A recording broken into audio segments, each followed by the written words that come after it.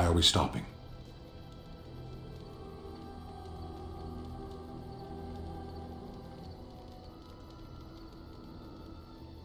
There are darkspawn to be fought. Is this delay needful? I am Kunari. I have given my word to aid you. We are not people of idle promises. No. People are not simple. They cannot be summarized for easy reference in the manner of, the elves are a lithe, pointy-eared people who excel at poverty. I am.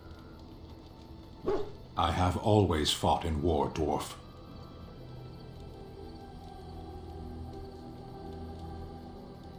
My people have been at war since the moment we set foot in the Northern Islands. We do now. The enemy is everywhere. The jungle itself, vipers, hunting cats, even some of the flowers can kill the unwary. And always there is the Imperium and the Talvashoth. I do not see how this matters. Seheron and Parvolan are distant. Ferelden and the Darkspawn are immediate. You are concerned. No need. I am fit enough to fight. As you wish.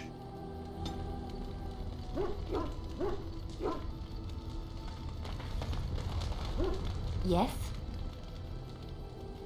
Well, here I am. I knew this would come up sooner or later. I don't know how to explain, but I had a dream. In it, there was an impenetrable darkness. It was so dense, so real. And there was a noise, a terrible, ungodly noise. I stood on a peak and watched as the darkness consumed everything. And when the storm swallowed the last of the sun's light, I fell, and the darkness drew me in.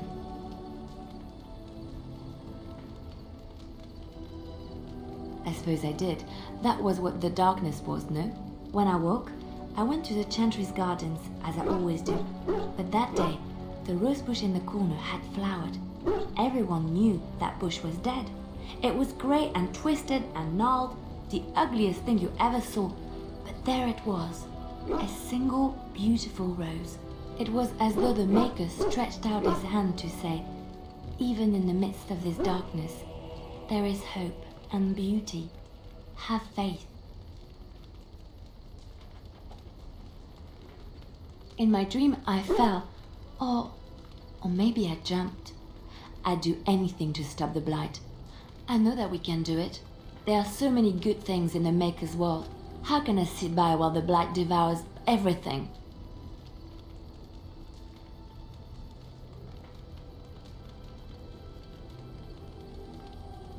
He's still here. I hear him in the wind and the waves. I feel him in the sunlight that warms my skin. I know what the Chantry says about the Maker, and what should I believe? What I feel in my heart, or what others tell me? Thank you. It's nice to find someone who agrees. I know what I know, and no one will ever make that untrue.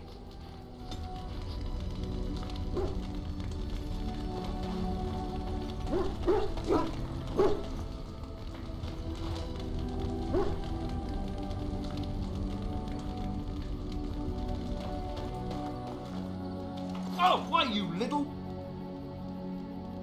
Your furry friend here took offence at me getting near his food. He snapped at me, look.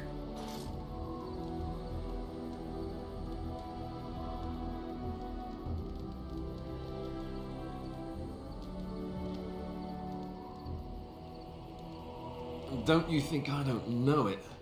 Sometimes I forget that he's a war dog. That'll teach me. I once heard a really old legend about how the hound warriors in the days of the old tribes would feed their Mabari the flesh of the vanquished. Well, that's what I heard anyway. It would sometimes be human flesh. Oh, like you can tell the difference. For all you know, maybe you've already been fed something. Someone.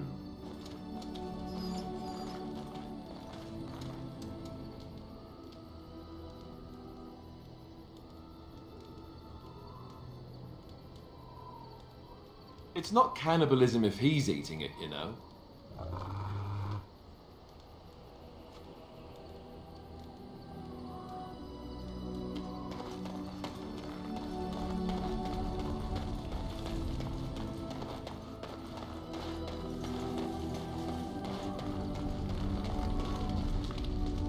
What do you wish of me? We are in camp, so 'tis as good a time as any. I am here because Flemeth commanded me to aid you. Why? Do you wish me to leave? I can do so if you prefer. Then I assume our discussion ends here.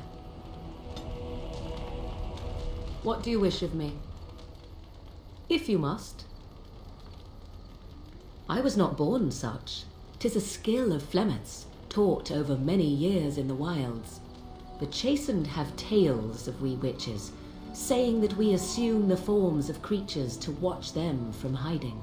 When a child is alone and separate from his tribe, that is when we strike, dragging the young boy kicking and screaming to our lair to be devoured.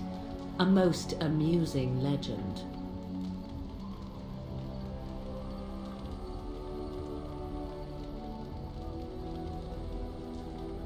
Changing her form, certainly. Devouring lost children, I cannot say. She has not done it in my experience, though in truth my lifespan is but a fraction of her own. Why do you ask? Is there something specific you wish to know?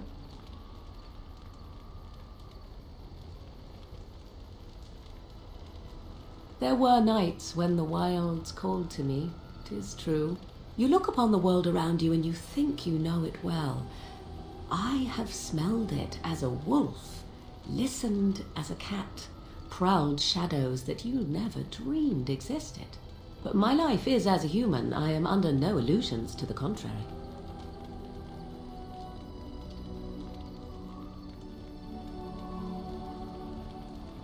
They do not shy away from me. To their senses, I believe I seem like any other of their species.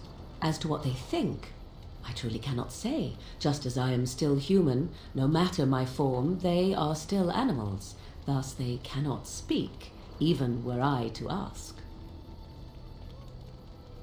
The form of an animal is different from my own. One may study the creature, learn to move as it does, think as it does. In time, this allows one to become as it is.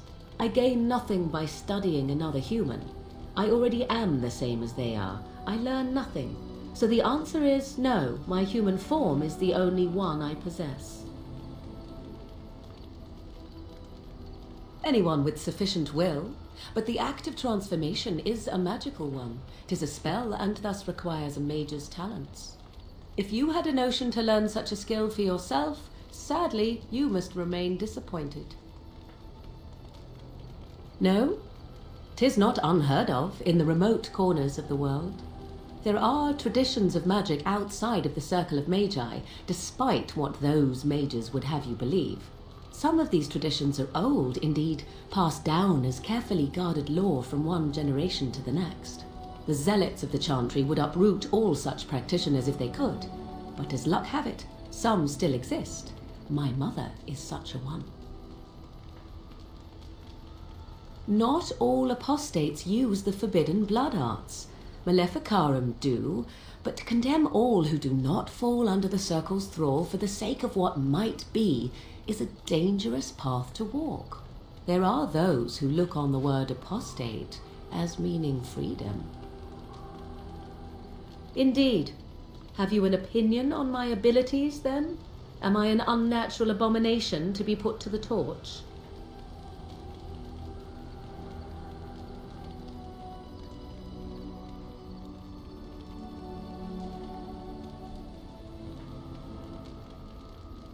Oh, you're simply full of surprises, little man, aren't you?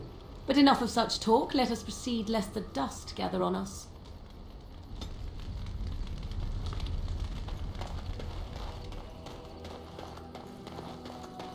Ah, it's good to see you, my timely rescuer. Bodon Fennick, at your service once again. I saw your camp and remembered the kind offer that you made the last time we met. And is there anywhere safer for a poor merchant and his son to sleep? I think not.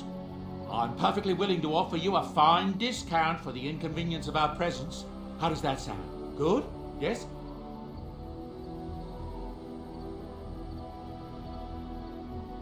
Wonderful. Thank the gentleman, won't you, boy? Thank you, sir. We won't be a bother to you and your companions, I assure you. If you should need enchantments, simply talk to my boy. Otherwise, come speak with me.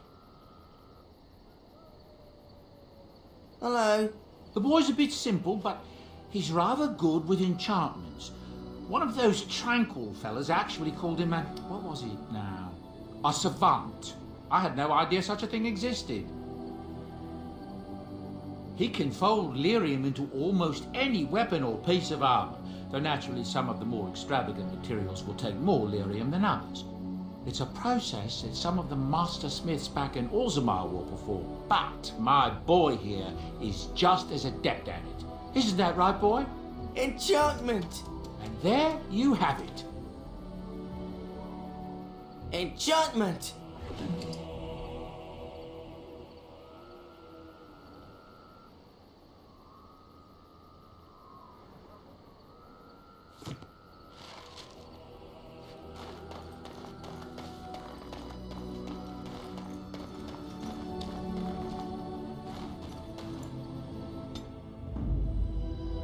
Indeed. Yes. Indeed.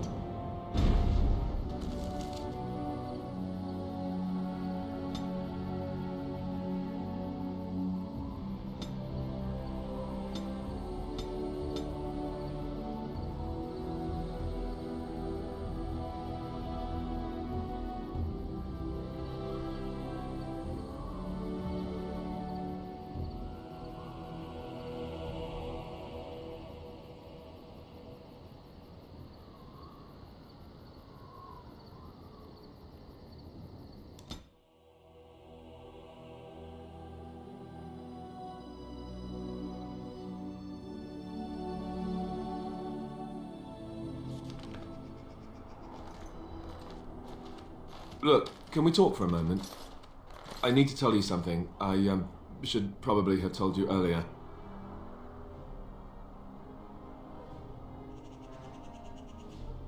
Well, let's see. How do I tell you this? We're almost at Redcliffe. Did I say how I know Arl Eamon exactly? No, I'm not his son.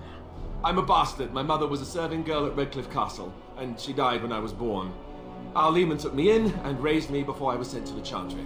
The reason he did that was because, well, because my father was King Marek, which made Caelan my half-brother, I suppose.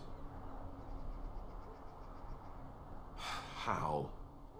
When would I say that? Oh, by the way, King Marek had sex with a servant and she produced a bastard son. That's me. I would have told you, but it never really meant anything to me. I was inconvenient, a possible threat to Caelan's rule, and so they kept me secret. I'd never talked about it to anyone.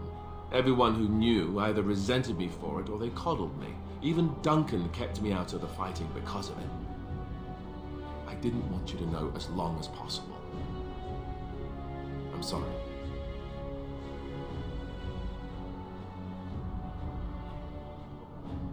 Why wouldn't he?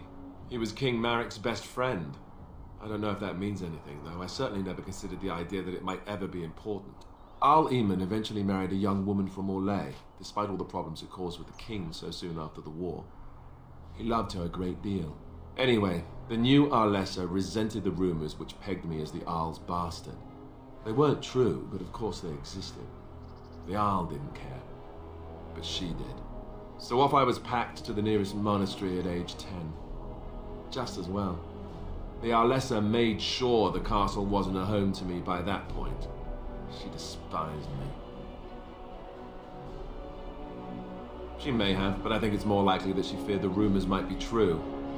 I can't blame her for that. I remember I had an amulet with Andraste's holy symbol on it. The only thing I had of my mother's. I was so furious at being sent away, I tore it off and threw it at the wall, and it shattered. Stupid, stupid thing to do.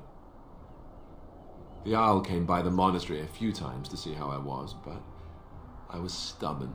I hated it there and blamed him for everything. And eventually he just stopped coming. Let's hope not.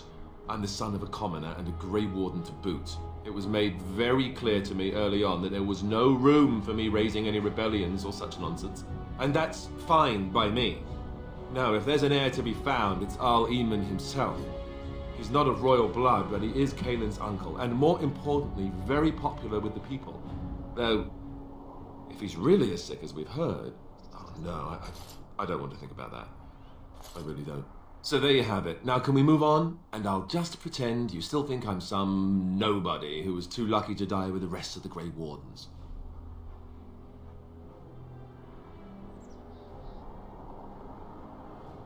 No, I suppose not. I don't feel very lucky at all, to be honest.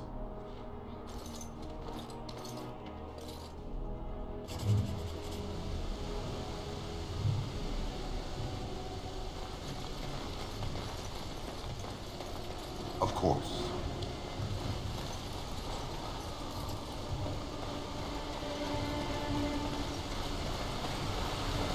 I thought I saw travelers coming down the road, though I scarcely believed it.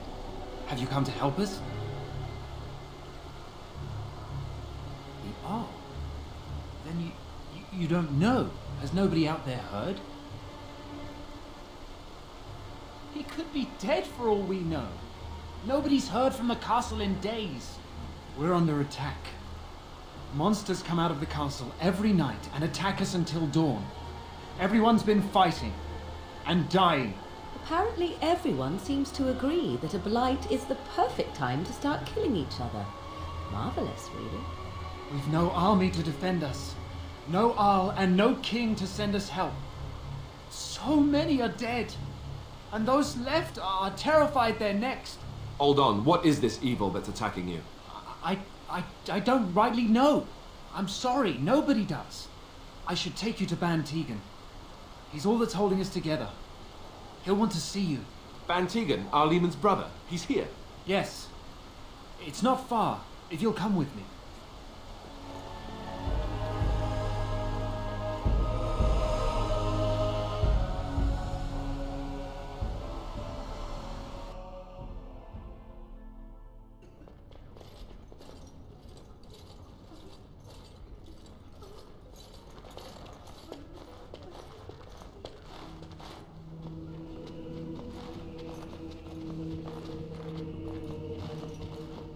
It's Thomas, yes? And who are these people with you? They are obviously not simple travelers. No, my lord. They just arrived, and I thought you would want to see them. Well done, Thomas. Greetings, friends. My name is Tegan, Ban of Rainersphere, brother to the Arl. I remember you, Ban Tegan, though the last time we met, I was a lot younger and covered in mud. Covered in mud? Alistair? It is you, isn't it? You're alive! This is wonderful news. Still alive, yes. Though not for long if Ten Loghain has anything to say about it. Indeed. Loghain would have us believe all Grey Wardens died along with my nephew, amongst other things. What, that he pulled his men in order to save them? That Kaelin risked everything in the name of glory? Hardly. Loghain calls the Grey Wardens traitors, murderers of the king. I don't believe it. It is an act of a desperate man. So you are a Grey Warden as well. A pleasure to meet you. I wish it were under better circumstances. You're here to see my brother? Unfortunately, that might be a problem. Eamon is gravely ill. No one has heard from the castle in days. No guards patrol the walls, and no one has responded to my shouts. The attack started a few nights ago. Evil things surged from the castle. We drove them back, but many perished during the assault. How pointless to help these villagers fight an impossible battle. One would think we had enough to contend with elsewhere. Thank you. Thank you. This means more to me than you can guess. Thomas, please tell Murdoch what transpired. Ben, return to your post. Yes, my lord. Now then, there is much to do before night falls. I put 2 men in charge of the defense outside. Murdoch, the village mayor, is outside the chantry. Sir Perth, one of Eamon's knights, is just up the cliff at the windmill, watching the castle. You may discuss with them the preparations for the coming battle. Of course. I have those few who returned from their quest. You know of this, yes? Yes, I question Isolde's decision to send so many knights in search of this relic. But I am a practical man, whereas she is a woman of great faith. Sir Perth was one of the knights sent on this quest. Perhaps you should speak to him if you wish to learn more. Hopefully we can find the source and stop it before it causes any more damage. With luck, we'll also find Eamon and be able to help him. Sir Perth insists. He wants me to be with the villagers, so everyone he needs to protect is in one place. I don't mind, to be honest. The point of all this is to protect the villagers, and I can do that best here. This is the last line of defense, should things go amiss. We could bring some men in to stand beside me, but I'd rather keep the monsters away from the villagers if possible. I do not know. They seem to be walking corpses, men with rotting flesh that continue to attack even with the gravest injuries. Undead, spirits possessing the dead. There could be several causes behind such a thing, none of them pleasant. Very well. Luck be with you, my friend.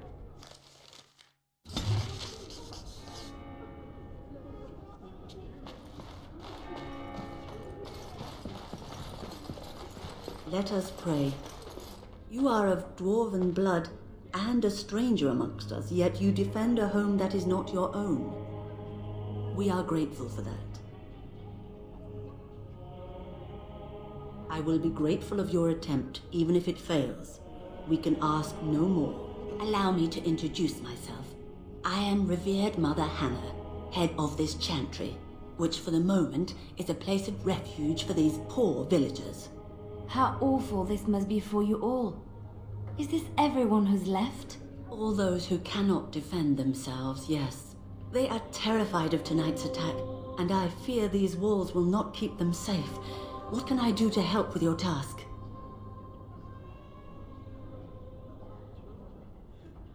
It is the sturdiest building in the village. The women, elderly, and children will stay here during the battle, while the militia and knights protect them. They set up a barricade outside the chantry to keep monsters from getting inside. If anything gets in, Ban Tegan is our only defense. Please, have mercy. Help these people. Do whatever you can. May the Maker watch over you, child.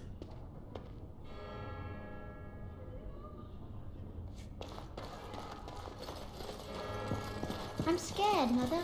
When are the bad Good men day. coming? I'm so scared. Sorry. Am I bothering you? What are we going to do? I'll try to be more quiet. My name's Caitlin, my lord. Pardon my manners, but you're a dwarf, aren't you?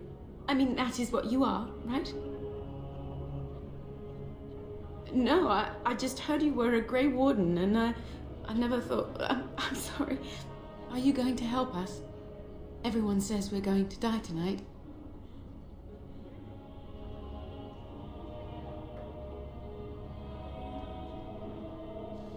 I can't even sleep.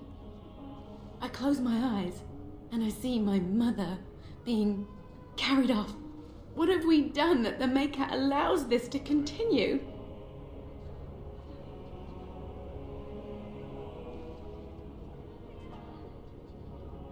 It's my brother Bevan. He ran off, maybe tried to leave the village. I'm so scared those things got him. You will? Thank you so much. Please find him. Silence, girl. Do you want the children to hear you? But night is coming. The monsters will return